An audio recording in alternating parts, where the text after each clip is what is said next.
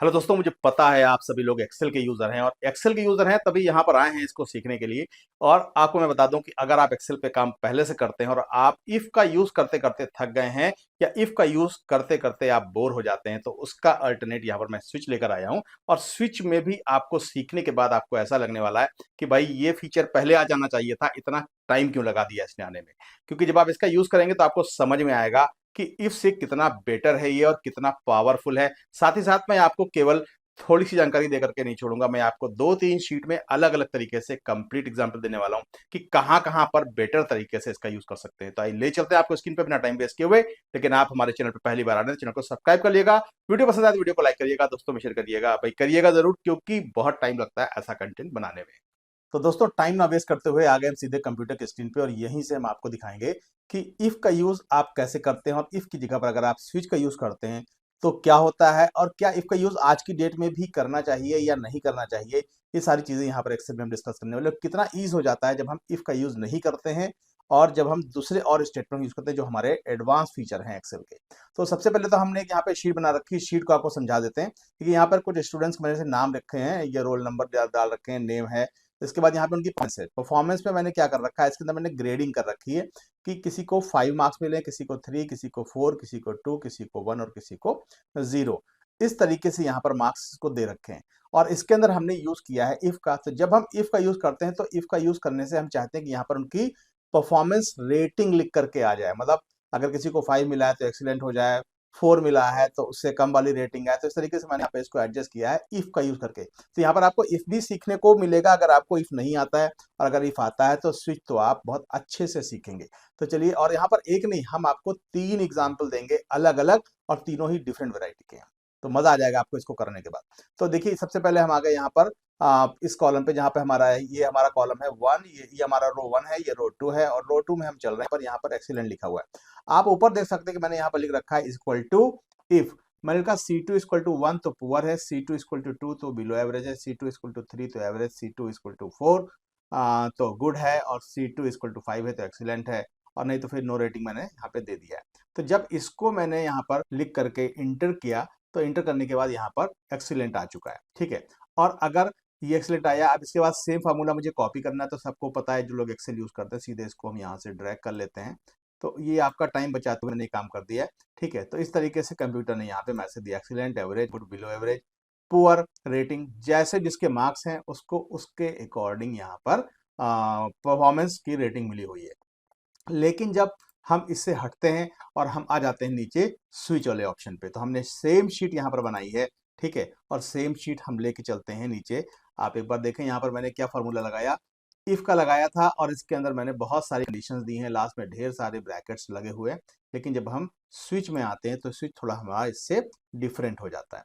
Switch में जब हम आते हैं तो देखिए, रोल नंबर, नेम, परफॉर्मेंस, है ना। यहाँ पर सेम चीजें मैंने दे रखे हैं, सेम रोल नंबर है, सेम परफॉर्मेंस गिवन है, और यहाँ पर जो फार्मूला है उसके हिसाब से यहाँ पर एक्सीलेंट दिखा रहा है।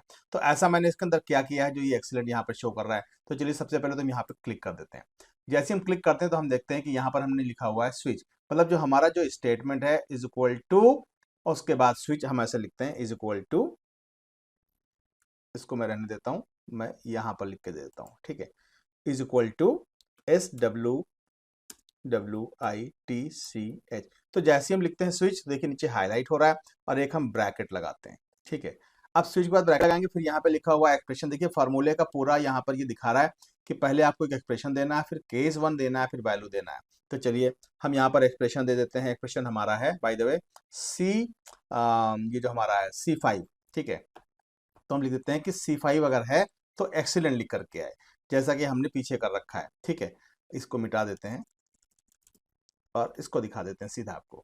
देखिए, यहाँ पर लिखा है इक्वल टू स्विच C11, ये हमारा है C11, सॉरी, हाँ C11। तो C11 अगर है और वहां पर हमने फिर वैल्यू सेट कर रखी है, तो मतलब ये हुआ कि हम लिखेंगे इक्वल टू SWI स्विच, है ना। उसके बाद हम लिख देंगे जिस कॉलम की वैल्यू मुझे टेस्ट करनी है। ठीक है। ये कॉलम मैंने टेस्ट करना है C11 का, कॉमा। अब इसके बाद मैं 1 2 3 4 5 के हिसाब से इसमें रेटिंग दे सकता हूँ कि अगर किसी के 1 आया है तो उसकी क्या रेटिंग है, किसी की 5 है तो क्या रेटिंग है, किसी की 2 है। तो ऐसे मैं दे दूंगा यहाँ पे कि अगर किसी को 5 मिले हैं मार्क्स तो कॉमा लगाइए, डबल कोट लगाइए और यहाँ लिख दीजिए एक्सीलेंट।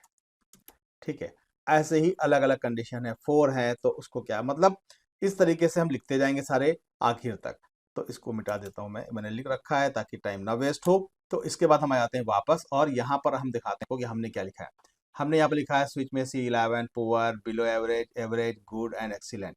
ठीक है, ये पूरा फॉर्मूला यहाँ पर मैंने कॉपी किया। तो इसमें देखिए आप ना, स्विच में C11 1 poor, below average, average, good, excellent इस तरीके से गिवन है। तो जैसे ही इसको मैंने प्रेस किया तो यहाँ पर एक्सीलेंट लिख करके आ गया।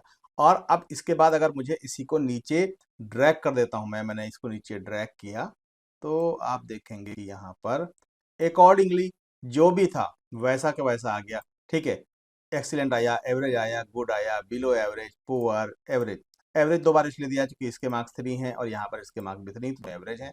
4 वाले हमारे गुड हैं, 2 वाले हमारे बिलो एवरेज हैं, ठीक है, और 5 वाले हमारे एक्सीलेंट हैं।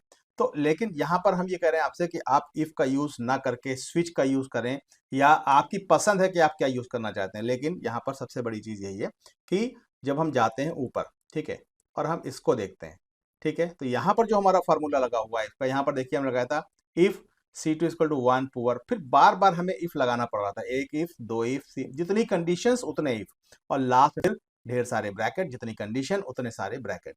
तो ये एक बड़ा प्रॉब्लम था हमारे इफ के साथ, जो कि हमारे स्विच ने इसको सॉल्व कर दिया। ये प्रोग्रामिंग का कंसेप्ट होता है। ठीक है, तो हम आ जाते हैं नीचे स्विच वाले पे, और स्विच वाले में देखिए कितना ईज हो गया यही चीज हमें लिखने में। Equal to switch C11 1 poor 2 below average 3, मतलब सीधे लिखा हमने इक्वल टू स्विच, और उसके बाद जिस कॉलम को चेक करना है, C11 को मुझे चेक करना था वो मैंने यहाँ दे दिया। फिर कॉमा करके जो भी वैल्यूज टेस्ट करनी है, कि किसी को 5 नंबर मिले हैं तो एक्सीलेंट हो गया, किसी को 4 मिले हैं तो गुड, मैंने वो लाइन से कॉमा कॉमा करके लिखते चले गए, और लास्ट में एक ब्रैकेट मैंने बंद किया। तो ये एक सबसे बड़ा एडवांटेज हो गया कि हमें स्विच से काम करने में आसानी हो गई, और इतने सारे ब्रैकेट्स नहीं याद रखने पड़े, इतने सारे इफ नहीं लगाने पड़े। तो एक तो ये एग्जाम्पल हो गया। इसके साथ साथ हम आपको एक एग्जाम्पल और देने वाले हैं, जो एग्जाम्पल आपको और ज्यादा क्लियर करेगा कि कहाँ पर इसका हम यूज कर सकते हैं। तो हम आ जाते हैं नीचे एक और शीट पर, यहाँ पर आ जाते हैं। बाय द वे ये टीचर्स की शीट है, और इस शीट के अंदर यहाँ पर टीचर्स के नाम गिवन है, और उनकी यहाँ पर सैलरीज गिवन है, और यहाँ पर रीजन है, यहाँ पर सेंट्रल लिखा हुआ है, और यहाँ पर हमें क्या करना है, हमें कुछ ऐसी वैल्यू देनी है। हम ये चाहते हैं कि जितना भी इसके अंदर 4000 या 45,000 या जो भी वैल्यूज गिवन है, इन वैल्यूज के हिसाब से यहाँ पर इनका इंक्रीमेंट दिखने लगे। इंक्रीमेंट INCREMENT, ठीक है, इंक्रीमेंट दिखने लगे। तो इसमें भी समझना ये जरूरी है कि आपको कैसे मिलेगा ये इंक्रीमेंट। तो बाय द वे यहाँ पर सबका अलग अलग स्लैब है कि नॉर्थ वाले को अलग मिलने वाला है इंक्रीमेंट, साउथ वाले को अलग सैलरी का इंक्रीमेंट मिलने वाला है, ईस्ट वाले को अलग, सेंटर वाले को अलग, सबको अलग अलग इंक्रीमेंट देने का प्लान है। तो ये प्लान कैसे होगा, तो यहाँ पर हम कर्सर लगाते हैं, कर्सर लेकर के हम सबसे पहले अपने फॉर्मूले को पेस्ट कर देते हैं, जो कि ऑलरेडी मैंने टाइप कर रखा है। तो अब यहाँ पर आपको समझाते हैं मैंने क्या किया है। मैंने कहा सैलरी अगर किसी की 40,000, तो मैंने यहाँ दिया C21, मैंने लिखा हुआ C21 का मतलब हुआ C हमारा ये वाला कॉलम है, और इसके अंदर 21 नंबर रो में हमारे पास ये सैलरी गिवन है।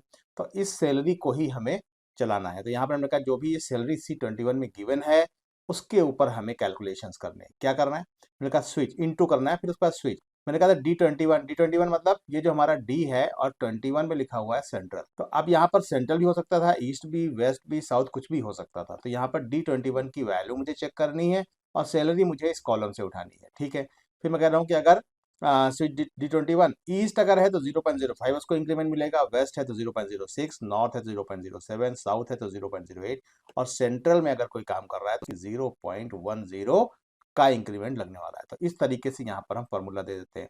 तो देखिए इसका रिजल्ट क्या आता है मेरे पास। इसका रिजल्ट आता है, जो कि ये सेंट्रल का एम्प्लॉय है, तो 40,000 का ये 4,000 बन गया। लेकिन इसी को जब हम यहाँ से ड्रैग के नीचे ले जाते हैं, तो अब आप देखेंगे कि यहाँ पर जो ये नॉर्थ वाला है 45,000, इसकी सैलरी हमारी ये बनकर आई, इसकी सैलरी ये बन करके आई। 48,000 था, 31,000 ईस्ट है, तो ईस्ट वाले का फॉर्मूला अलग था, वेस्ट वाले का फॉर्मूला अलग था, साउथ का फॉर्मूला अलग था, और हमने एक कॉलम एक्स्ट्रा ले लिया है, तो इसके अंदर तो कुछ है नहीं, तो इसको हमें छोड़ना है। ठीक है, तो इस तरीके से ये यहाँ पर ये इंक्रीमेंट निकाल सकता है। तो जो स्विच है वो कहीं ना कहीं बहुत ज्यादा पावरफुल है इन कंपेरिजन टू इफ। और इफ को हम यूज कर सकते हैं, लेकिन उसमें कॉम्प्लिकेशन थोड़ी ज्यादा है, और स्विच में उतनी कॉम्प्लिकेशन नहीं आती हैं। तो आई थिंक ये आपको समझ में आया होगा कि इसको हम कैसे यूज कर सकते हैं।